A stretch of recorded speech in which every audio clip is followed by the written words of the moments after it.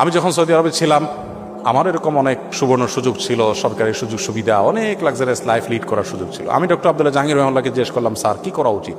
Sir বললেন, দেশে চলে যাও। এখানে বসে হালুয়া রুটি খাওয়ার ভিতরে জীবনের সার্থকতা নেই, দেশে মানুষের জন্য কিছু করো। আলহামদুলিল্লাহ, স্যারের কথা শুনে আমরা চলে আসছি। একরকম আগুনে ঝাঁপ দেওয়ার মতো, কোথায় কি করব কিছুই জানি না।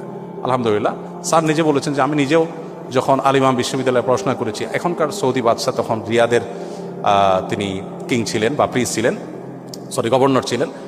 তখন তার হাতে সবচেয়ে বড় অ্যাওয়ার্ড আমি পেয়েছি, ইউনিভার্সিটির ইতিহাসে সবচেয়ে ভালো রেজাল্ট আমি করেছি। আমাকে ভার্সিটিতে শিক্ষকতার অফার করা হয়েছে, কিন্তু আমি বললাম না, আমি আমার দেশের মাটিতে ফিরে যেতে চাই, দেশে মানুষের জন্য কিছু করতে চাই।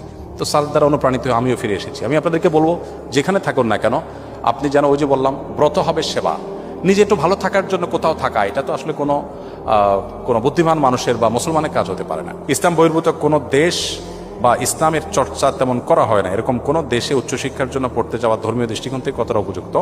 যেতে পারেন ধর্মীয় দৃষ্টিকোণ থেকে, তবে প্রতিকূল পরিবেশে টিকে থাকার মতো যথেষ্ট শক্ত সেফটি বেল্ট নিয়ে আপনাকে যেতে হবে। অর্থাৎ সেই প্রতিকূল পরিবেশে আপনার ঈমান যেন হারিয়ে না যায়, সেই পরিমাণ ইলম, জ্ঞান এবং ঈমান, তাকওয়ার শক্তি নিয়ে আপনি যেতে পারেন। যদি আপনি সেখানে হারিয়ে না যান, সেখানে গিয়ে মুসলিম কমিউনিটির সাথে থাকলেন, কানেক্টেড থাকলেন, এর মাধ্যমে আপনি হয়তো আপনার ঈমানকে ইনশাআল্লাহ হেফাজত করতে পারেন। যদিও দুর্ভাগ্যজনক বাস্তবতা হলো, গেলে কেউ আর আসতে চায় না, গেলে কেউ আর আসতে চায় না।